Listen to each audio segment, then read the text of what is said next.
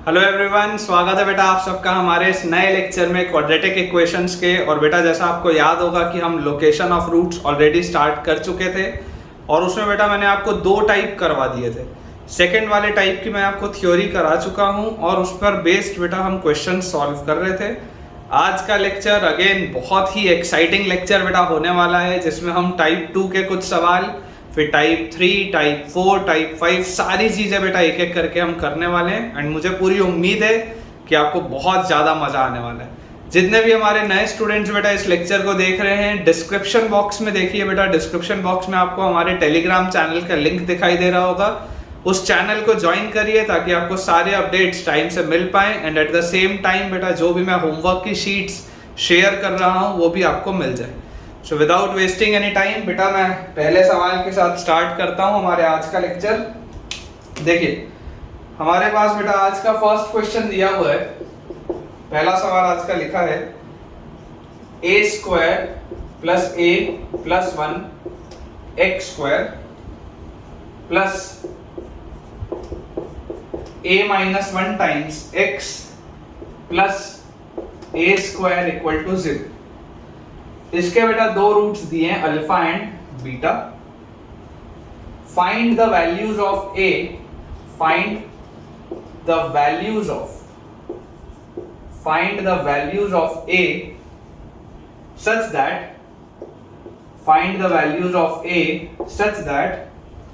the roots are located on either sides of 3, such that the roots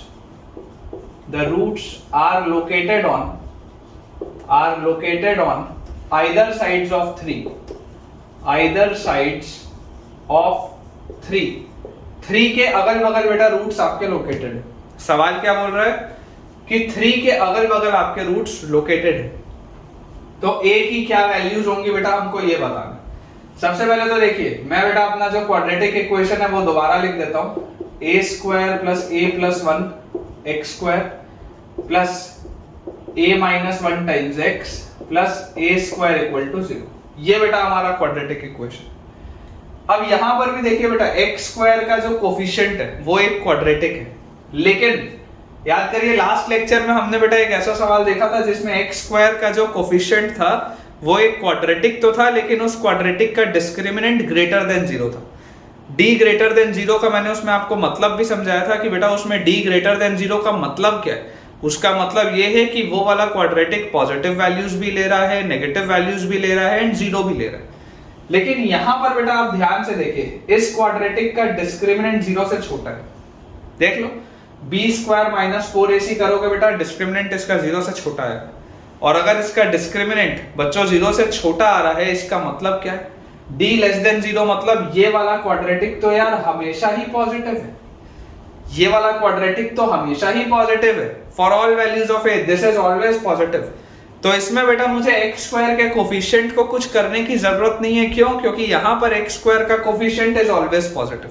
ये important है समझना कि x square का coefficient generally location of roots में हम पॉजिटिव बनाते हैं सबसे पहले, लेकिन ये तो बना हुआ है पॉजिटिव, इसमें कोई दिक्कत नहीं। अब अगर x स्क्वायर का बेटा कोफिशिएंट पॉजिटिव है तो माउथ ओपनिंग अपवर्ड्स पैराबोला होना चाहिए हमारे पास।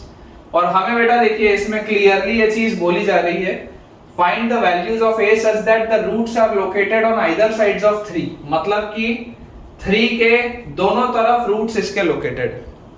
जैसे अगर आपको बेटा बोला जा रहा है कि एक रूट इसका अल्फा है, एक रूट इसका बीटा है, तो दोनों ही रूट्स 3 के अलग अलग साइड्स में, they are located on the either sides of 3। तो ये वाले सवाल में बेटा मैंने आपको बहुत क्लियरली देखिए बताया है कि मेन चीज होती है फंक्शन की वैल्यू 3 पर नेगेटिव होगी। मेन चीज तो यही है कि फंक्शन की वैल्यू 3 पर क्या होगी, नेगेटिव होगी। इसके साथ साथ आप जरूर बेटा अगर चाहें तो डिस्क्रिमिनेंट ग्रेटर देन 0 करके देख सकते हैं, but this is of no use. ये मैंने आपको बताया हुआ, ठीक है ना। ये वाली चीज बेटा मैंने आपको ऑलरेडी बताई हुई है कि d ग्रेटर देन 0 आप करके देख सकते हैं, बट उससे आपको कोई फायदा नहीं मिला।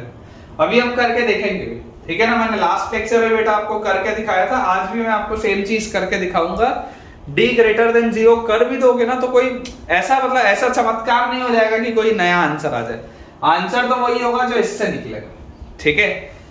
तो सबसे पहले बेटा देखिए इसको हम सॉल्व करते हैं। फर्स्ट वाले को फंक्शन की वैल्यू फंक्शन की वैल्यू बेटा देखो 3 पर क्या है, नेगेटिव है। अगर फंक्शन की वैल्यू 3 पर नेगेटिव है तो फंक्शन की वैल्यू 3 पर क्या होगी, 3 का square 9 times a square plus a plus 1, फिर plus 3 times a minus 1 plus a square. ठीक है, ये चीज आएगी मेरे पास। दिस इज लेस देन 0, ये बोला जा रहा है। मतलब कि इसको थोड़ा एक्सपैंड कर लें तो 9a square plus 9a plus 9 plus 3a minus 3 plus a square is less than 0। 9a square और a स्क्वायर बेटा हो गया 10a स्क्वायर, 9a और 3a ये आ जाएगा मेरे पास 12a, और उसके बाद 9 माइनस 3 ये आ जाएगा 6। दिस इज लेस देन 0, ये बेटा मुझे बोला जा रहा है। पूरे में से मुझे क्लियरली दिखाई देता है 2 का फैक्टर कॉमन आता हुआ तो 5a square plus 6a plus 3 will be less than 0। 5 into 3 15, और यहां पर है 6a, तो 15 के लिए कुछ अलग से तो आता हुआ यार दिखाई दे नहीं रहा है इसमें। ठीक है, और इसका अगर मैं डिस्क्रिमिनेंट देखूं, इसका डिस्क्रिमिनेंट क्या है, इसका डिस्क्रिमिनेंट है b स्क्वायर मतलब 36 माइनस 4ac, तो a है 5 और c है 3, तो इसका डिस्क्रिमिनेंट आ जा रहा है 36 माइनस 4 3 12 5 6। अरे यार ये देखो, इसका तो यार d लेस देन 0 आ जा रहा है, d इसका माइनस 24 आ जा रहा है, इसका डिस्क्रिमिनेंट इज लेस देन 0। मतलब ये इक्वेशन, ये वाला क्वाड्रेटिक तो यार हमेशा पॉजिटिव होगा। अगर इसका d लेस देन 0 आ जा रहा है मतलब ये वाला क्वाड्रेटिक तो हमेशा पॉजिटिव होगा। लेकिन आपको क्या बोला जा रहा है, ये लेस देन 0 के लिए सॉल्व करो। मतलब ये जो क्वाड्रेटिक है ये इस तरीके का क्वाड्रेटिक है, और तुमको बोला जा रहा है बताइए कि ये लेस देन 0 कब होगा, कभी नहीं होगा। यहां से तो क्या आ जाएगा, a बिलोंग्स टू फाई आ जाएगा। फाई मतलब क्या होता है बेटा, नल सेट होता है। यहां से a बिलोंग्स टू फाई आ जाएगा, फाई मतलब क्या होता है, नल सेट होता है। तो आप अगर चाहें तो यहां से आप डायरेक्टली आंसर बोल सकते हैं कि यार इसका तो कोई आंसर नहीं आना चाहिए, नल सेट आना चाहिए आंसर। और डिस्क्रिमिनेंट से भी आप देख लेंगे तो डिस्क्रिमिनेंट से भी बेटा इसी तरीके की कोई कंडीशन आनी चाहिए। ठीक है ना, अपना ये वाला अपन ने देखो जैसे ही सॉल्व किया तो फंक्शन की वैल्यू तो बेटा लेस देन 0 करने पे नल सेट आ रहा है। एक बार ऐसा करते हैं, ये आंसर अपना बिल्कुल सही है। एक बार ऐसा करते हैं, हम डिस्क्रिमिनेंट भी करके देख लेते हैं कि डिस्क्रिमिनेंट से मिलता क्या है। हालांकि कोई यूज का नहीं है लेकिन करके देखते हैं। यहां से इस ग्राफ को बेटा अपन क्लियर कर लेते हैं, यहीं पर सॉल्व कर लेते हैं। देखिए डिस्क्रिमिनेंट को बेटा अगर आप सॉल्व करेंगे, डिस्क्रिमिनेंट को अगर आप बेटा सॉल्व करेंगे तो आपके पास आएगा इसका डिस्क्रिमिनेंट। ठीक है, तो b स्क्वायर मतलब a माइनस 1 का whole square, b square minus 4a मतलब a square plus a plus 1 minus 4ac, c मतलब a square. This should be greater than 0, this should be greater than 0, ये चीज आपको बोली जा रही है। इसको बेटा देखिए सॉल्व करके क्या आएगा आपके पास, a square minus 2a plus 1, और यहां से आ जाएगा माइनस 4a की पावर 4, फिर माइनस 4a क्यूब, और उसके बाद आएगा बेटा minus 4a square. This should be greater than 0। ये तो कुछ और ही आ रहा है, कुछ अलग ही चल रहा है बेटा इसमें तो। हालांकि इसका कोई यूज नहीं है लेकिन फिर भी करके हम देख रहे हैं। b स्क्वायर माइनस 4ac, तो b स्क्वायर हमने किया, ये ओपन अप कर लिया, माइनस 4a और c मतलब a स्क्वायर, तो माइनस 4a की पावर 4, फिर माइनस 4a क्यूब और माइनस 4a स्क्वायर। ठीक है, तो यहां से हमारे पास आ जाएगा बेटा माइनस 4a की पावर 4, फिर आएगा माइनस 4a क्यूब, और उसके बाद बेटा माइनस 4a स्क्वायर और a स्क्वायर मतलब ये आ जाएगा माइनस 3a स्क्वायर, और उसके बाद आएगा minus 2a plus 1। This should be greater than 0। अब जरा सोच के देखो बेटा, ये एक बाय क्वाड्रेटिक जिसका लीडिंग कोफिशिएंट है नेगेटिव, बाय क्वाड्रेटिक जिसका लीडिंग कोफिशिएंट नेगेटिव है। यार ये तो कुछ इस तरीके का ग्राफ होना चाहिए, बताया हूं मैं आपको। ट्रेसिंग द पॉलिनोमियल कर्व बेटा मैं आपको बताया हूं कि ये तो इस तरीके का ग्राफ होना चाहिए। आपको बोला जा रहा है this should be always positive. ये पॉजिटिव कब होगा बेटा, ये पूछा जा रहा है। आपको ये क्या दिख रहा है, आपको तो ये नेगेटिव आता हुआ दिख रहा है। अगर आप इसको सॉल्व करेंगे भी ना, अगर आप इसका बेटा ग्राफ अभी अपन करेंगे नहीं, क्योंकि आपको पता है इस आंसर का कोई यूज नहीं है, नल सेट आ चुका है आंसर। ठीक है ना, किसी का भी अगर आप इंटरसेक्शन लोगे नल सेट के साथ तो नल सेट ही मिलेगा, ये भी बात आपको पता है। यहाँ पे नल सेट अगर एक का आंसर आ चुका है तो इन दो, इसका जो भी आंसर आएगा दोनों का इंटरसेक्शन लेने पे नल सेट ही मिलेगा, लेकिन आप चाहें तो इसका ग्राफ बना के देख सकते हैं बेटा, है ना। फाइनल आंसर तो आपका वही आना है जो नल सेट लिखा हुआ है। ये वाले का वैसे भी इसमें बेटा आपको कोई यूज नहीं है, ठीक है ना। आप देख भी सकते हैं कि ये बाय क्वाड्रेटिक तो आपको नेगेटिव वैल्यूज लेता हुआ दिख रहा है, आपको पॉजिटिव वैल्यूज के लिए पूछा गया था, तो आप सेफली बोल सकते हैं कि यार d ग्रेटर देन 0 से भी कोई भी जो आंसर आएगा वो आपको वैसा आंसर नहीं मिलेगा जिसका आपको यूज है, ठीक है। तो आई होप बेटा आपको ये वाला भी पॉइंट क्लियर होगा कि किस तरीके से आपको सॉल्व करना है, ठीक है ना। मेन ये वाली चीज थी, यहाँ पर जो आपके पास क्वाड्रेटिक बनेगी that will be 5a square plus 6a plus 3 is less than 0। इसका डिस्क्रिमिनेंट ही 0 से छोटा है तो ये तो हमेशा पॉजिटिव होगा, क्योंकि आपको नेगेटिव के लिए पूछा जा रहा है, इसके लिए बेटा answer will be null set, ठीक है। तो इसको बेटा अपन क्लियर कर लेते हैं। अब अपन ने दो टाइप्स बहुत अच्छे से बेटा पढ़ लिए, है ना। दो टाइप हमने लोकेशन ऑफ रूट्स में देख लिए। अब हम थर्ड टाइप की बेटा तरफ आगे बढ़ रहे हैं।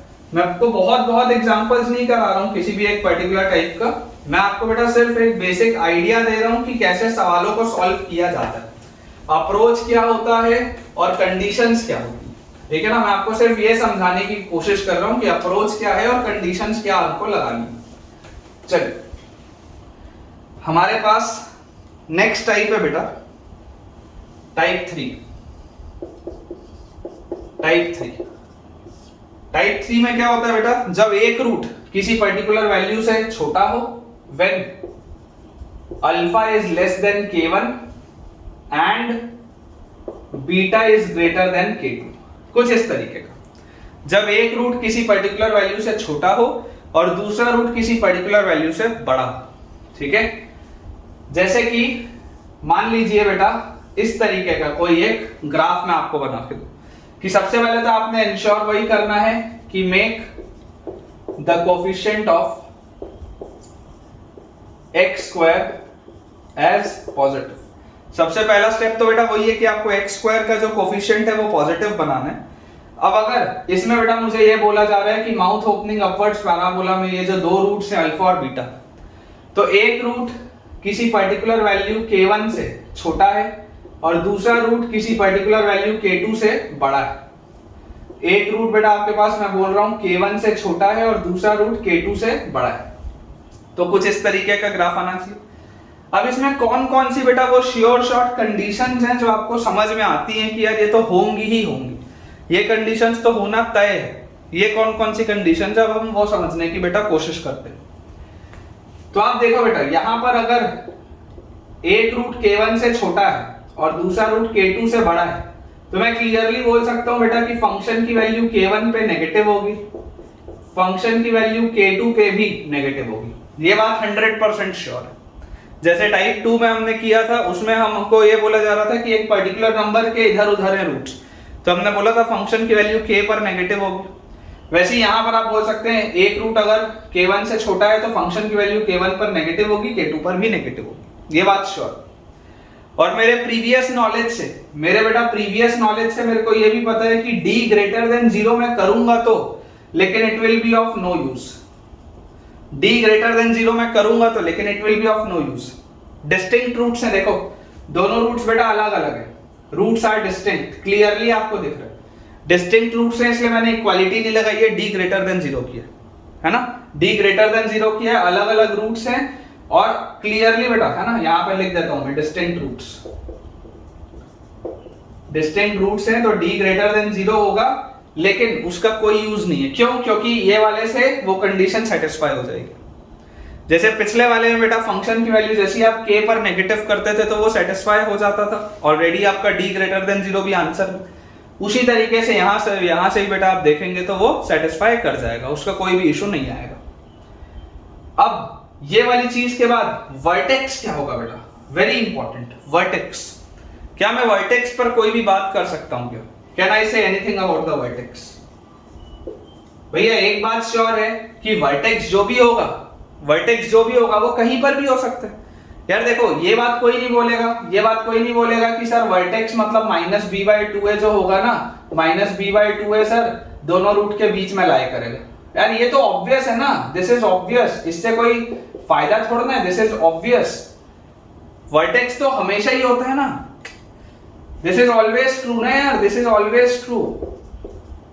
इसमें कुछ भी आपने नया थोड़ा ना किया है, ये तो हमेशा ही होता है, वर्टेक्स तो हमेशा ही दोनों रूट के बीच में होता है, तो ये नहीं करना है आपको, ये आपको नहीं करना है।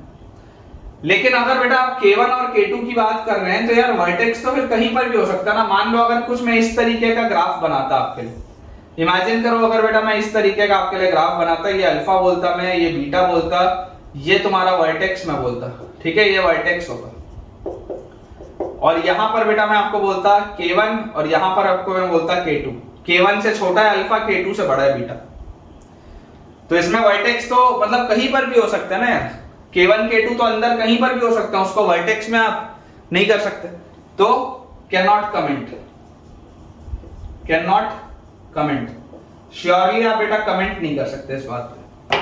तो अगेन इसमें भी बेटा जो आपको चीज समझ में आ रही है वो क्या आ रही है कि इसमें भी कुल मिला के करना वही है। बेसिकली टाइप 2 और टाइप 3 लगभग एक जैसा है, करना आपको सिर्फ यही है, ये करने का कोई यूज नहीं है, आंसर सेम ही आएगा। बहुत समय फालतू पड़ा हो तो कर लेना। वर्टेक्स पे आप कमेंट कर नहीं सकते और फंक्शन की वैल्यू बेटा K1 पे और K2 पे नेगेटिव ही आएगी, ठीक है। सवाल के थ्रू सीखने की कोशिश करते हैं तो उससे बेटा ज्यादा बेटर अपने को समझ में आएगा, है ना। मैं इसको क्लियर कर देता हूं, मैं आपको एक क्वेश्चन देता हूं, क्वेश्चन के थ्रू हम सीखेंगे ना तो ज्यादा बेटर हमको बेटा समझ में आएगा। एक्सप्लेनेशन मैं भी अच्छे से दे पाऊंगा उस चीज का और आपको ग्राफ और वैल्यूज के साथ चीजें समझ में भी आएंगी, ठीक है। घबराने की बेटा कोई भी बात नहीं है, प्रैक्टिस से ही आप सीखेंगे। तो आप लेक्चर्स ईमानदारी से देखते रहिए ताकि आपको बेटा सारी चीजें अच्छे से समझ में आते रहे।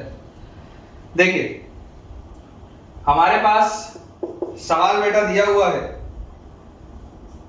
K-5 x square minus 2kx plus K-4 equal to 0 के दो रूट्स हैं अल्फा और बीटा, ठीक है। इसके बेटा दो रूट्स हैं अल्फा और beta.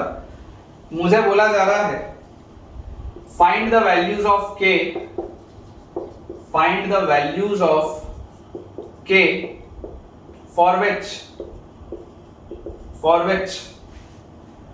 alpha is less than equal to 1 and beta is greater than 2। Alpha is less than equal to 1 and beta is greater than 2। ये बेटा अपने पास सवाल है, ठीक है, ये अपने पास क्वेश्चन दिया हुआ। अब सबसे पहले तो मैं यार इक्वेशन दोबारा लिख लेता हूं। इक्वेशन लिख लेते हैं K-5 x square minus 2kx plus K-4 equal to 0। Equation दोबारा लिखिए सबसे पहले। अब हमको क्या चीज दिखाई दे रही है, हमको ये दिखाई दे रहा है कि यार एक्स स्क्वायर का जो कोफिशिएंट है वो तो पॉजिटिव वैल्यूज भी ले सकता है अगर K5 से बड़ा होगा, वो नेगेटिव वैल्यूज भी ले सकता है जब K5 से छोटा होगा, और वो 0 भी हो सकता है जब K5 होगा। तो ये बात तो समझ में आ गई कि यार इस केस में अभी जैसे जमा हुआ है उसके हिसाब से तो एक्स स्क्वायर का कोफिशिएंट हमेशा पॉजिटिव तो नहीं। तो पहला स्टेप क्या था, पहला स्टेप था make the coefficient of x square positive. तो एक्स स्क्वायर के बेटा अगर आपको कोफिशिएंट को पॉजिटिव बनाना है, अगर बेटा आपको एक्स स्क्वायर के कोफिशिएंट को पॉजिटिव बनाना है तो कैसे बनाओगे, कैसे आप एक्स स्क्वायर के कोफिशिएंट को पॉजिटिव बनाओगे जरा सोचो, ठीक है। तो इसको बेटा अगर आपको पॉजिटिव बनाना है तो approach will be divide by K-5, divide by K-5। जैसे बच्चों हम K-5 से इसको डिवाइड करेंगे हमारे पास आएगा x square minus 2k by K-5 into x plus K-4 by K-5 equal to 0। ये आप लिख सकते हैं। एंड यहां पर आपको एक बात क्लियरली पता है that k is not equal to 5। Final answer में अगर आ गया तो हटाना पड़ेगा, k is not equal to 5, क्योंकि अगर बेटा K5 हो गया, अगर K5 हो गया तो क्वाड्रेटिक ही नहीं बचेगा, है ना। as this is a quadratic equation, as this is a quadratic equation, ये quadratic equation है इसलिए बेटा K5 नहीं हो सकता। अगर K5 हो गया तो लीनियर हो जाएगा, लीनियर हुआ तो एक रूट होगा, आपको दो रूट की बात हो रही है, सवाल ही बेकार हो जाएगा। अब यहां पर आपको दिखाई दे रहा है कि यार एक्स स्क्वायर का कोफिशिएंट तो पॉजिटिव है, यहां पर आप साफ देख सकते हैं कि एक्स स्क्वायर का कोफिशिएंट पॉजिटिव है। अगर एक्स स्क्वायर का बेटा कोफिशिएंट पॉजिटिव है मतलब कि this will be a mouth opening upwards parabola. और अगर ये इस तरीके का पैराबोला हुआ तो यार यहां पर मुझको क्या पता है, मुझको ये पता है कि एक रूट 1 या उससे छोटा है, मतलब कि ये अगर अल्फा एक रूट है तो 1 इधर होगा अंदर, तभी तो एक रूट 1 या उससे छोटा होगा, और दूसरा रूट 2 से बड़ा है, मतलब 2 भी अंदर होगा, तो ये जो दूसरा रूट बीटा होगा ये 2 से बड़ा है। ये आपके पास सवाल है, एक रूट 1 या उससे छोटा है, दूसरा रूट 2 से बड़ा है, श्योरली दूसरा रूट 2 से बड़ा है। तो अगर देखो आपके पास दो तरीके के केस बन सकते हैं, पहले मैं आपको दो अलग अलग ग्राफ बना रहा हूं, फिर सेम में बना के दिखाऊंगा। एक ग्राफ तो ये हो गया, या इसमें बेटा देखो दूसरा ग्राफ कैसा हो सकता है, दूसरा ग्राफ आपके पास हो सकता है, देखो अल्फा या तो 1 से छोटा होगा या तो 1 के बराबर होगा। इसको देख के तो यही समझ में आता है ना कि alpha less than equal to 1 मतलब अल्फा या तो 1 से छोटा होगा या तो अल्फा 1 के बराबर होगा। तो यहां से मुझको क्या समझ में आ रहा है कि अल्फा 1 से छोटा दिख रहा है। अब अगर अल्फा 1 के बराबर हुआ, अगर अल्फा 1 के बराबर हुआ तो इस तरीके का केस होता है, और बीटा तो 2 से बड़ा ही है, तो 2 अंदर है और बीटा यहां पर है, ठीक है ना। अल्फा जो है वो 1 के बराबर है। ये चीज हमको क्लियरली, एकदम क्लियरली ये चीज समझ में आती है कि ये दो तरीके के केस हो सकते हैं, या तो अल्फा 1 से छोटा हो बीटा 2 से बड़ा हो, या अल्फा 1 के बराबर हो बीटा 2 से बड़ा हो। ये बात में तो कोई भी डाउट नहीं, इस बात में कोई हमको शक नहीं। मैं इन दोनों को अगर बेटा क्लब करके बनाऊं ना, इन दोनों को अगर मैं क्लब करके बनाऊं तो मैं यहां पर एक ऐसा डॉटेड लाइन के साथ बना देता हूं, इस तरीके से कुछ ऐसा इसमें ग्राफ हो सकता है। दोनों को एक साथ बना दो, ठीक है ना, दोनों को एक साथ मैंने बना दिया कि अल्फा जो होगा, ये वाली जो लाइन होगी या तो इधर होगी या तो इधर होगी, ये हम क्लियरली बोल सकते हैं। अब इसमें कंडीशंस क्या क्या है, डिस्क्रिमिनेंट ग्रेटर देन 0, ये तो चेक करने की जरूरत नहीं है, नो यूज, लिख के रखो लेकिन हमको पता होना चाहिए it is of no use. Why? क्योंकि मुझे पता है कि जब मैं बोलूंगा फंक्शन की वैल्यू 2 पर नेगेटिव है तो वो सेटिस्फाई करवा जाएगा, उसको भी आंसर्स में ले लेगा। d ग्रेटर देन 0 तो चलो नो यूज का हो गया। इसके बाद आप क्या बोलेंगे, अगर ये पहले वाले में कर्व की बात करता, ये वाले की डॉटेड लाइन की अगर मान लो मैं फिलहाल के लिए बात नहीं करता, मैं सिर्फ इसकी बात करता, ये वाले कर्व की, तो इसमें बेटा मैं आपको क्या बोलता कि फंक्शन की वैल्यू 1 पर क्या है, फंक्शन की वैल्यू 1 पर नेगेटिव है, फंक्शन की वैल्यू 1 पर नेगेटिव। यहां से मैं देख के क्या बोलता, फंक्शन की वैल्यू 2 पर भी क्या है, नेगेटिव, फंक्शन की वैल्यू 2 पर भी क्या है, नेगेटिव। लेकिन जब मैंने ये एक केस ये वाला बनाया डॉटेड लाइन वाला, इस तरीके का बेटा जब मैंने एक केस बना के आपको दिया, क्योंकि यहां पर बोला जा रहा है अल्फा 1 भी हो सकता है या 1 से छोटा होगा, तो 1 से छोटा होगा तब तो हमने देख लिया, अगर अल्फा 1 के बराबर हो गया तो अल्फा जब 1 से छोटा होगा, अल्फा जब 1 से छोटा होगा तो अभी अभी मैंने आपको दिखा दिया केस कि f ऑफ 1 नेगेटिव होगा। लेकिन अगर अल्फा 1 के बराबर हो गया तब क्या होगा, तब बहुत गड़बड़ हो जाएगी। देखो अल्फा अगर बेटा 1 के बराबर हुआ तो अल्फा 1 के बराबर होते ही अब आप देखो ये वाली लाइन इधर से पास हो रही है, तो f ऑफ 1 क्या होगा, f ऑफ 1 बेटा अब नेगेटिव नहीं है, अब f ऑफ 1 0 के बराबर है। अब ये वाली लाइन को भूल जाओ, ये नीचे वाले कर्व को भूल जाओ बेटा, f ऑफ 1 देखो, f ऑफ 1 आपको क्या दिख रहा है, f ऑफ 1 अब आपको बेटा f ऑफ 1 0 के बराबर दिख रहा है। तो यहां पर आपको बेसिकली इक्वालिटी लगानी पड़ेगी, ये इंपॉर्टेंट है, इसमें गलतियां होती है बच्चों से। इक्वालिटी का खेल यहीं पर है, सिर्फ इतना ही, सिर्फ इतना ही खेल है बेटा इक्वालिटी का, उससे ज्यादा और कोई खेल नहीं, ठीक है। चाहो तो इस लाइन को आप दोबारा बना लो, कोई इशू नहीं। अब जैसे बेटा ये चीज हमने बना ली पूरी की पूरी, फाइनली अब देखो हमारे पास है फंक्शन की वैल्यू 1 पर, क्या है फंक्शन की वैल्यू 1 पर, 1 रखते ही आपके पास आएगा 1 minus 2k upon k minus 5, 1 यहां रखा, plus k minus 4 upon k minus 5, ये फंक्शन की वैल्यू 1 पर है, less than equal to 0, this is less than equal to 0। LCM लेंगे, k minus 5 minus 2k plus k minus 4 by नीचे है k minus 5, this is less than equal to 0। तो k और k, 2k और 2k cut गया, minus 5 और minus 4 minus 9 by k minus 5, this is less than equal to 0। This implies 1 by k minus 5 should be greater than equal to 0। Number line में बेटा plot करेंगे 5 को positive negative, तो यहां से बेटा आपके पास आएगा k belongs to close bracket, नहीं क्लोज ब्रैकेट नहीं आएगा, 5 नीचे है ना, तो k belongs to open bracket 5 से infinity, k belongs to open bracket 5 से इंफिनिटी, ये आपके पास सबसे पहले आएगा जब आप f of 1 less than equal to 0 करेंगे। भले यहां पर इक्वालिटी भी है बेटा, लेकिन इक्वालिटी नहीं आएगी क्योंकि यहां 5 नीचे, 5 अगर ऊपर होता तब इक्वालिटी आती है ना। ये चीज आपको आती है, मेथड ऑफ इंटरवल्स में आपने ये पढ़ी। इसको बेटा क्लियर अपन यहां से कर लेते हैं। इस हिस्से में अपन सॉल्व करते हैं f of 2 less than 0। Function की वैल्यू 2 पर 0 से छोटी होनी चाहिए। यहां पर देखो फंक्शन की वैल्यू 2 पर कितनी आएगी बेटा, 2 पर अगर आप देखेंगे तो 4 minus 4k bye k minus 5, और 2 रखोगे यहां पर तो ये आएगा plus k minus 4 by k minus 5। Function की वैल्यू 2 पर लेस देन 0 है, दिस इज लेस देन 0, ये मेरे पास लिखा है। एलसीएम लेंगे बेटा तो 4k minus 4 5 20 minus 4k plus k minus 4 upon k minus 5 is less than 0। Minus 4k plus 4k गया तो मेरे पास है k और माइनस 4 माइनस 20 मतलब minus 24 upon k minus 5 is less than 0। Number line में बेटा इसको प्लॉट करेंगे, हमारे पास 5 24 positive negative positive less than 0 बेटा बोल रहा है, तो k belongs to open bracket 5 से 24। यहां पर तो इक्वालिटी की कोई बात ही नहीं, तो एक आंसर है 5 से 24, एक आंसर है 5 से infinity.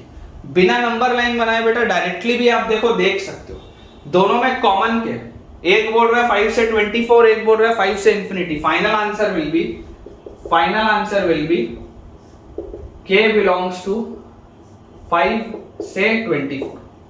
Final answer will be k belongs to 5 से 24 है ना, this will be your final answer बेटा, ये हमारा फाइनल आंसर होगा। और आप देख सकते हैं ओरिजिनली बेटा मैंने सवाल में लिख दिया था कि k 5 नहीं हो सकता, तो आप देख सकते हैं फाइनल आंसर बेटा 5 भी नहीं है ना। फाइनल आंसर में हमने 5 हटाया हुआ है, तो आप क्लियरली इस बात को समझ सकते हैं कि हमारा आंसर जो आया है बेटा वो बिल्कुल ही करेक्ट है ना। मैं एक बार आंसर टैली भी कर लेता हूं। एक अपना आंसर आ रहा है 5 से इंफिनिटी, एक आंसर आ रहा है 5 से 24। Final answer will be from 5 to 24, बिल्कुल करेक्ट है बेटा, ठीक है, बिल्कुल सही। चलिए इसके बाद अगला बेटा टाइप देखते हैं। ये वाले टाइप में एक ही सवाल था, आपको सिर्फ समझाने के लिए था ये वाला टाइप। बेसिकली आप ये बात तो समझते ही हैं कि टाइप 2 और टाइप 3 मोर और लेस एक जैसा ही था, है ना, बहुत ज्यादा अंतर नहीं था बेटा टाइप 2 और टाइप 3 में। तो अपन अननेसेसरी अपना समय खराब नहीं करेंगे, आपको समझ में आना चाहिए कि डिस्क्रिमिनेंट अलग से करने की जरूरत नहीं। फिर भी अगर आप में से कोई बच्चा चाहे तो ये वाला जो इक्वेशन मैंने लिखा था ना, इस इक्वेशन के लिए आप एक बार बेटा डिस्क्रिमिनेंट निकाल के देखना और ये देखना कि क्या 5 से 24 ही आंसर उसमें भी आ रहा है, एक बार करके देखिएगा, ठीक है। 5 से 24 ही आंसर उसमें भी आ रहा है या नहीं, एक बार आप करके देखिएगा, डिस्क्रिमिनेंट निकालिए, ठीक है ना। इसको अपन बेटा क्लियर कर लेते हैं जल्दी से, और फिर नेक्स्ट बेटा जो टाइप 4 है उसकी तरफ अपन आगे बढ़ते हैं।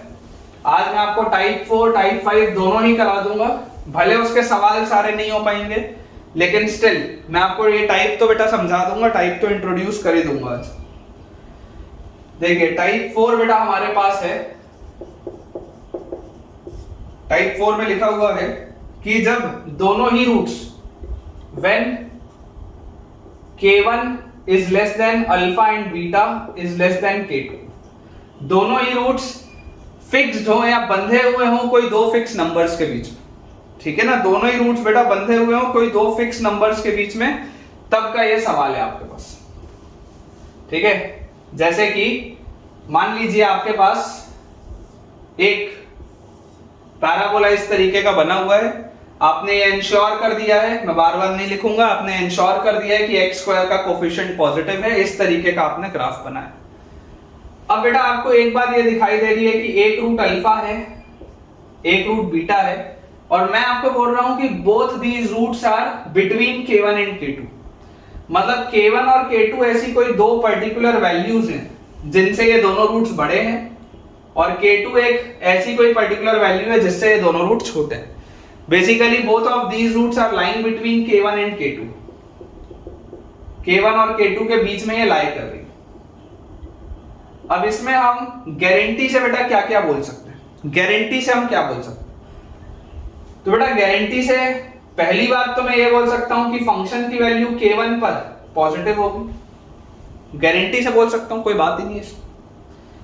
फंक्शन की वैल्यू k2 पर भी पॉजिटिव होगी, एकदम श्योर, कोई डाउट नहीं इस बात पे।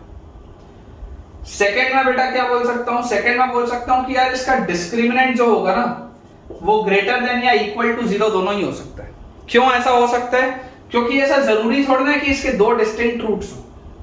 मान लो अगर इसके दोनों रूट्स इक्वल भी हो गए, अगर बेटा इसके दोनों रूट्स इक्वल भी हो गए, अगर इस तरीके की मान लो केस बनता है जहां ये टच करता हुआ जा रहा है, इस भी तो केस में देखो ये दोनों रूट्स जो इक्वल होंगे वो k1 और k2 के बीच में, देखो नॉन रियल रूट्स नहीं हो सकते। कोई बच्चा ये नहीं बोलेगा कि सर ऐसा हुआ तो क्या होगा, ये जो सबसे बीच में मैंने बनाया, कोई बच्चा ये नहीं बोलेगा सर ऐसा हुआ तो क्या होगा। बेटा इस समय तो रूट्स ही नहीं लाए कर रहे ना, रूट एग्जिस्ट करना जरूरी है, रियल रूट्स होने जरूरी है। तो यही दो केस हो सकते हैं, ये वाला केस तो नहीं हो सकता कभी, ठीक है ना, रूट्स होने जरूरी है। तो either d will be greater than 0 इधर, या तो d will be equal to 0 इधर, दोनों में से कुछ एक होगा, दोनों नहीं हो सकते। तो मतलब तीसरा वाला नहीं हो सकता, इन दोनों में से कोई एक होगा, करेक्ट। अच्छा इसके अलावा वर्टेक्स पे मैं क्या बोल सकता हूं, वर्टेक्स जो होगा -b/2 है, वर्टेक्स भी यार 100% ना k1 और k2 के बीच में होगा। अगर रूट्स ही दोनों के बीच में है तो रूट्स के बीच में वर्टेक्स होगा, मतलब वर्टेक्स जो होगा ये 100% बेटा k1 और k2 के बीच में होगा।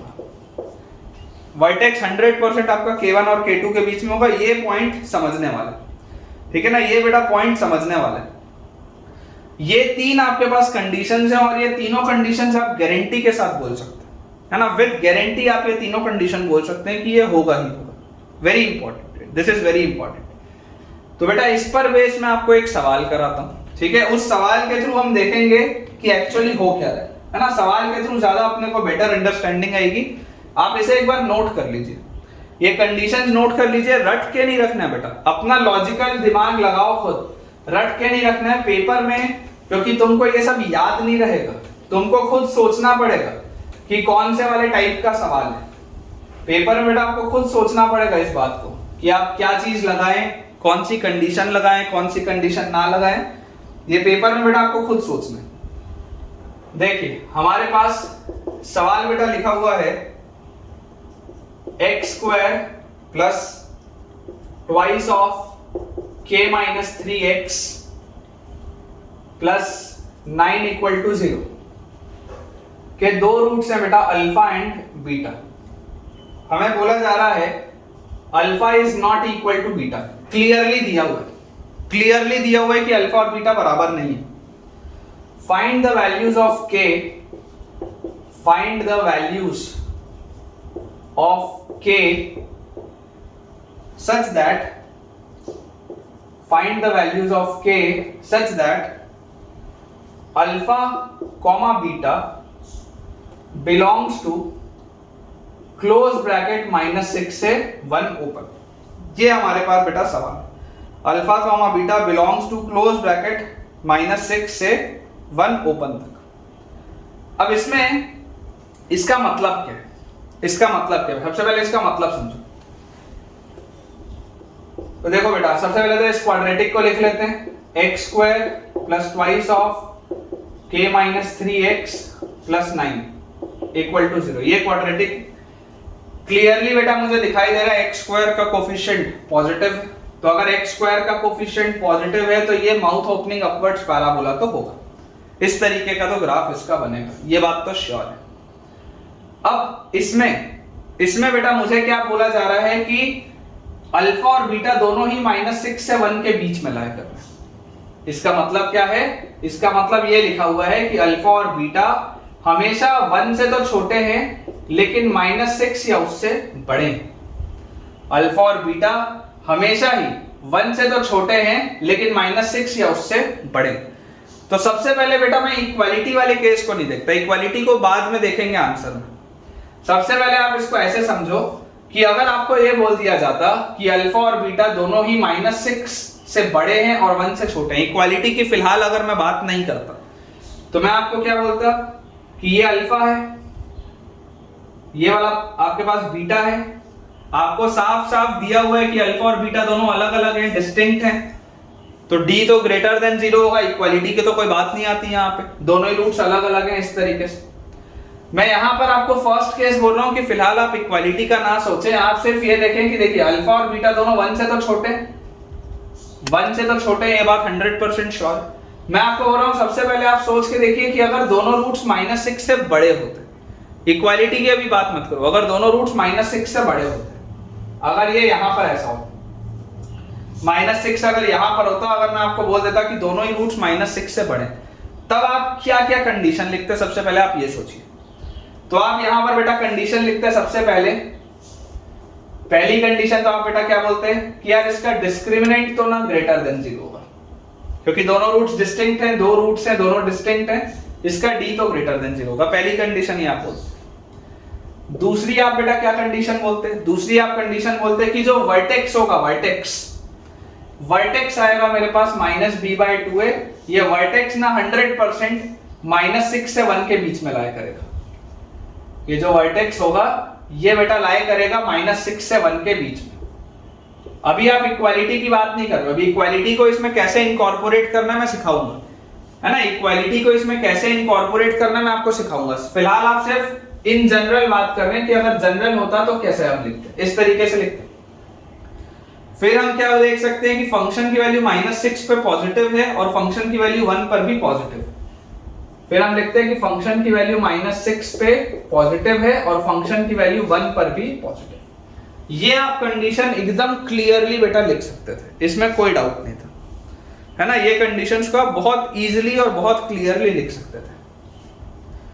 अब सवाल उठता है कि अगर -6 के बराबर होता तो इसका ग्राफ कैसे होता। देखो हमने बेटा अभी जब बनाया है, हम ये मानते हुए बना रहे हैं कि alpha is less then beta, assumed, है ना, हम ये मानते हुए बना रहे हैं, क्योंकि जब दो रूट्स हैं, दोनों अलग अलग हैं, तो हमने मान लिया कि अल्फा जो है वो बीटा से छोटा है। सवाल में दिया नहीं था लेकिन हमने मान लिया कि भाई दो रूट्स हैं, दोनों अलग अलग हैं, दिया हुआ है दोनों अलग अलग हैं, तो ऑफ कोर्स एक छोटा होगा एक बड़ा होगा। हमने मान लिया अल्फा छोटा है बीटा बड़ा है, तो अल्फा रूट छोटा है बीटा रूट बड़ा है। अब अगर आपको बेटा ये बोल दिया जाता कि -6 पे इक्वालिटी भी है, मतलब कि -6 के बराबर कौन हो सकता है, ऑफ कोर्स अल्फा ही तो -6 के बराबर हो पाएगा, बीटा थोड़ा ना -6 पे जाएगा। सोच के देखो, बीटा बड़ा है ना अल्फा से, दोनों रूट -6 से 1 के बीच में, तो इसका ग्राफ और कैसा हो सकता था, ऐसा हो सकता था कि अगर इक्वालिटी होती तो इस तरीके का आपके पास ग्राफ आ सकता था, ये वाला जो मैंने ग्राफ बनाया ये वाला, मतलब कि अल्फा की वैल्यू अगर -6 हो जाती, अगर बेटा अल्फा की वैल्यू -6 हो जाती, तो अभी भी देख लो दोनों रूट -6 से 1 के बीच में, अगर अल्फा -6 के भी बराबर हो जाता तो इक्वालिटी भी आ जाती, तो कोई दिक्कत की बात नहीं। अब अगर इक्वालिटी बेटा आती तो यहां से क्या क्या इक्वेशंस चेंज होते, सबसे पहले क्या इस पहले इक्वेशन को कोई भी फर्क पड़ता, क्या कोई फर्क नहीं पड़ता। क्यों? क्योंकि d तो अभी भी ग्रेटर देन 0 ही है, दोनों रूट्स तो डिस्टिंक्ट ही है। दूसरे वाले में वर्टेक्स को क्या कोई फर्क पड़ता, क्या ध्यान से देखो, अगर एक रूट -6 हो भी जाता तब भी जो इसका वर्टेक्स होता बेटा वो -6 से 1 के बीच में ही लाया करता, यहां पर भी कोई फर्क नहीं पड़ता। अच्छा, क्या फंक्शन की वैल्यू -6 पे 0 से बड़ी ही होती क्या? नहीं, अब ऐसा नहीं होता। अगर एक रूट अल्फा हो जाता तो फंक्शन की वैल्यू -6 पे तो यार 0 के बराबर हो जा रही है। देख लो ये वाले ग्राफ में बेटा फंक्शन की वैल्यू -6 पे पॉजिटिव है, लेकिन अगर ये ग्राफ हो जाता तब तो फंक्शन की वैल्यू -6 पे क्या हो जाती, 0 के बराबर हो जाती। तो यहां पर एक इक्वालिटी भी आएगी बेटा, ठीक है ना, जो मैंने पहले सिर्फ ग्रेटर देन 0 लिखा था, अब मुझे ग्रेटर देन इक्वल टू 0 लिखना पड़ेगा। और फंक्शन की वैल्यू 1 पर तो अभी भी पॉजिटिव है, तब भी पॉजिटिव था। तो इस इक्वालिटी की वजह से बेटा, इस इक्वालिटी की वजह से सिर्फ वो चेंज है, बाकी सब सेम है, बाकी सारी की सारी चीजें सेम है, इक्वालिटी की वजह से सिर्फ ये हुआ। तो एक एज अ थंब रूल बेटा याद रखेंगे हम कि यार हमारे पास कभी भी अगर इस तरीके का इक्वालिटी का चीज आएगा ना, तो पहले तो नॉर्मल सोचो, नॉर्मल सोचने के बाद बाउंड्री पॉइंट्स पे डाल के देखो कि क्या होता अगर ऐसा ग्राफ होता तो क्या होता, ठीक है ना। वो बाउंड्री पॉइंट आखिरी में रखो, शुरू में सोचोगे ना तो कंफ्यूजन होगा। जैसा बोल रहा हूं बेटा, देखो मैं हमेशा उसी चीज पर स्टिक रहूंगा, जो मैं इसलिए बोल रहा हूं उसको आप मान के चलिए ताकि आपको कंफ्यूजन ना। पहले हमेशा प्रयास किया कीजिए इन जनरल सोचने का विदाउट इक्वालिटी, और फिर इक्वालिटी को इनकॉर्पोरेट करिए। अदरवाइज क्या होता है, बच्चे हर जगह इक्वालिटी लगाते जाते हैं, हर जगह नहीं लगाना, उससे आंसर्स गलत होंगे। इक्वालिटी देख के सोच के ध्यान से लगाओ, ठीक है ना, लास्ट में लगाओ, ध्यान से लगाओ, जैसे मैंने अभी लगाई। अगर जरूरत लगती है तो पिछला 2-3 मिनट 4 मिनट रिवाइंड करके दोबारा सुनो, जब मैं ये इक्वालिटी की बात बता रहा था, ये डॉटेड वाला मैंने जब ग्राफ बनाया था तब। सॉल्व करना चालू करते हैं। d ग्रेटर देन 0, डिस्क्रिमिनेंट क्या है, डिस्क्रिमिनेंट आएगा बेटा b स्क्वायर, मतलब कि 4 इंटू k माइनस 3 का whole square, b square minus 4ac, this should be greater than 0। 4 common लेके काट दो, यहां से आ जाएगा बेटा k square minus 6k plus 9 minus 9 greater than 0, k square minus 6k plus 9 minus 9 greater than 0, ठीक है। 9 से 9 गया तो ये आ गया बेटा k into k minus 6 greater than 0, number line 0 6 positive negative positive, k belongs to minus infinity से 0 union 6 से इंफिनिटी। ये पहला आंसर तो आ गया, k का एक वैल्यू सेट तो आ गया, फाइनल इंटरसेक्शन बाद में लेंगे, फिलहाल सॉल्व करते चलते हैं क्या क्या आ रहा है। अगला वर्टेक्स, वर्टेक्स क्या है बेटा, वर्टेक्स है माइनस b बाई 2 है, मतलब minus of k minus 3 upon 2a, तो 2 से ये 2 तो कट गया और a है 1 यहाँ पे, तो minus of k minus 3, this should lie between 1 and minus 6। सबसे पहले पूरी चीज को बेटा माइनस से मल्टीप्लाई करो, माइनस से अगर मल्टीप्लाई करोगे तो ये 6, ये k माइनस 3, ये माइनस 1, जैसे बेटा माइनस से आप मल्टीप्लाई करेंगे इनइक्वालिटी का साइन रिवर्स हो जाएगा, ठीक है ना, माइनस से मल्टीप्लाई करते बेटा इनइक्वालिटी का साइन आपका रिवर्स हो गया। अब इसके बाद सब जगह 3 ऐड कर दो तो 9k2, यहां से आ गया बेटा k का वैल्यू 2 से 9 के बीच में, ठीक है ना, यहां से आपके पास k का वैल्यू आ गया 2 से 9 के बीच में, ठीक है। अगला देखते हैं, हमारे पास अगला है फंक्शन का वैल्यू -6 पे ग्रेटर देन इक्वल टू 0। -6 पे फंक्शन का वैल्यू कितना आएगा, -6 का स्क्वायर 36, -6 इंटू 2 मतलब -12 इंटू k माइनस 3 और plus 9, this is greater than equal to 0। Solve करेंगे बेटा तो 36 माइनस 12k प्लस 36 और plus 9 greater than equal to 0, तो हमारे पास आ गया ये -12 के वहां जाएगा तो 12 के, और उसके बाद 36 और 36 72 और 9 81 उधर जाएगा तो -81, this will be less than equal to 0।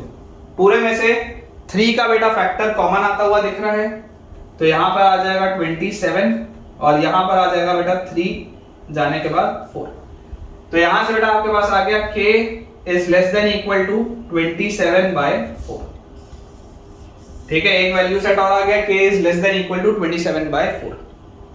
और लास्ट बेटा हमारे पास है फंक्शन का वैल्यू 1 पर पॉजिटिव होना चाहिए।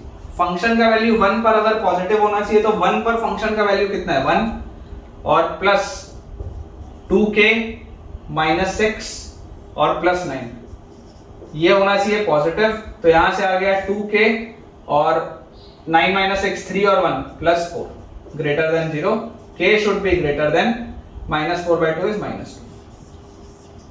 ये 4 बेटा वैल्यू सेट हमारे पास आ रही है।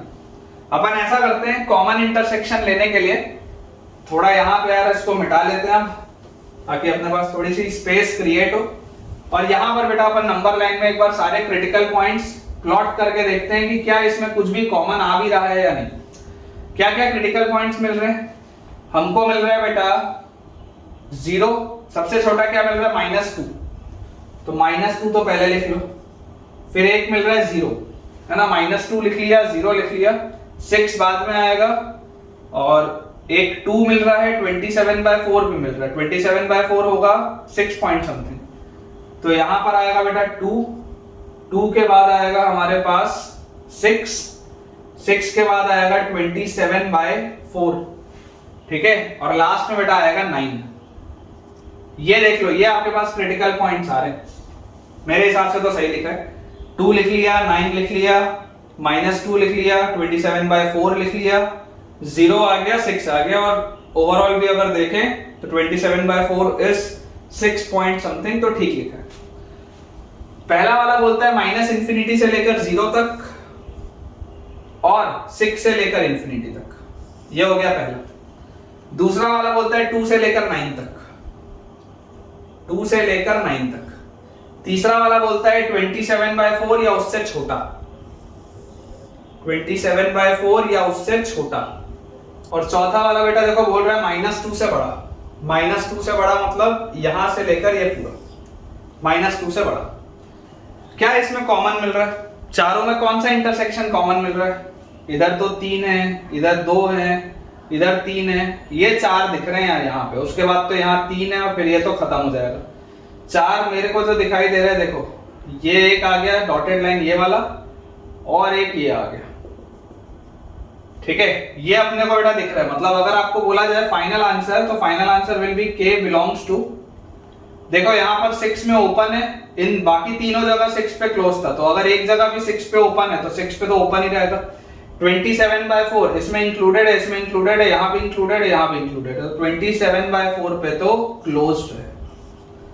ये आपके पास आएगा बेटा answer. Final answer will be from 6 open से लेकर 27/4 क्लोज्ड तक, ठीक है ना। Final answer will B 6 open से 27/4 क्लोज तक।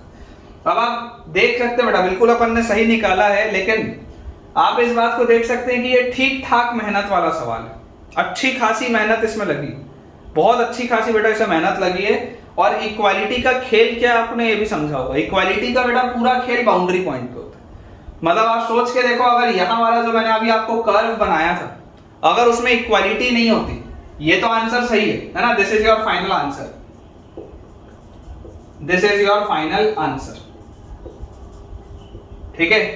अब मैं अगर बेटा आपको अल्टरनेट बोलूं, अगर मान लो मैं आपको अल्टरनेट क्वेश्चन बोलता, अल्टरनेट क्वेश्चन अगर बेटा मैं आपको बोलता, मान लो मैं आपको बोल देता कि ये -6 क्लोज से 1 ना लिख के -6 ओपन से लेकर 1 ओपन है, यही लिखा है, तो यहां पर इसका मतलब होता -6 से 1 के बीच में, ठीक है। इक्वालिटी का क्या यूज है मैं आपको समझा रहा हूं। ये लिखने के बाद ग्राफ में आपको डॉटेड वाला कर्व नहीं बनाते, यहां से आप पूरे को देखते, यहां से आप ये वाला इक्वालिटी हटाते, फिर आप इसको सॉल्व करते आगे आते, यहां से आप इक्वालिटी हटाते, यहां से आप इक्वालिटी हटाते, यहां से आप इक्वालिटी हटाते, और ये देखो फाइनली ये जो 27/4 में इक्वालिटी लगा है वो हटा देते आप। तो इस तरीके से आता आपके पास, बाकी सब तो एज इट इज सेम। अब अगर आप इंटरसेक्शन देखो लेने आते, जब आप इंटरसेक्शन लेने आते तो आपको यहाँ पर 27/4 से छोटे में हॉलो लगाना पड़ता। जैसे आपने यहाँ पर देखो 6 में हॉलो लगाया हुआ, ये 6 से बड़ा कहां पर है, ये वाला 6 से इंफिनिटी वाला, देखो ओपन लगाया ना। तो अगर ये ओपन में लगाता तो मेरा फाइनल आंसर उस केस में क्या आ जाता, 6 ओपन से 27/4 ओपन तक, ये हिस्सा आंसर होता। तो जनरली बेटा जो आपको चीज समझनी है, समझने वाली चीज क्या है कि इक्वालिटी जो होता है उससे फर्क पड़ता है फाइनली बाउंड्री पॉइंट्स पे। पूरा खेल बाउंड्री पॉइंट का है, सारी गड़बड़ वहीं होती है, और जगह गड़बड़ नहीं होती। सब की सब बेटा जो गड़बड़ होती है ना, वो हमारी गलती से बाउंड्री पॉइंट पे ही होता है। तो इसको थोड़ा सा बेटा अपने को ध्यान देना पड़ेगा, ठीक है ना। चलिए इसको बेटा अपन क्लियर करते हैं। टाइप 4 हो गया, एक क्वेश्चन था लेकिन अच्छा था। अब बेटा मैं आपको कराता हूं टाइप 5, ठीक है। टाइप 5 का एक सिंपल सा सवाल आज कराऊंगा, और उसके बाद डिटेल में बेटा टाइप 5 हम देखेंगे अपने अगले लेक्चर में, ठीक है ना। एक सिंपल सा सवाल आपको मैं आज कराता हूं, क्योंकि टाइप 5 में बेटा बहुत वेरिएशन बनते हैं। टाइप 5 के सवाल थोड़े से डिफिकल्ट भी होते हैं और वेरिएशन भी अच्छे खासे बनते हैं। तो अपन टाइप 5 को पहले तो समझ लें कि टाइप 5 में होता क्या है और अप्रोच किस तरीके से किया जाता है टाइप 5 के क्वेश्चन को, ठीक है। देखिए टाइप 5, इसमें बेटा लिखा हुआ है when exactly one root lies between k1 and k2। अगर आपको बोल दिया जाए व्हेन एग्जैक्टली वन रूट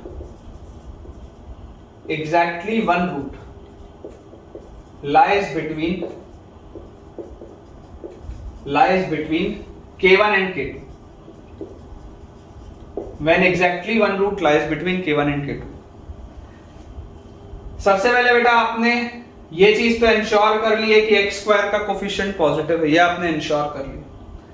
ये चीज इंश्योर करने के बाद अब आपको बेटा बोला जा रहा है कि K1 और K2 के बीच में कोई एक रूट ही लाई कर रहा है, दूसरा रूट लाई नहीं कर रहा। K1 और K2 के बीच में कोई एक रूट ही लाई कर रहा है, दूसरा रूट लाई नहीं कर रहा। वो इस तरीके से लाई कर सकता है या वो और कैसे लाई कर सकता है, देखो ध्यान से।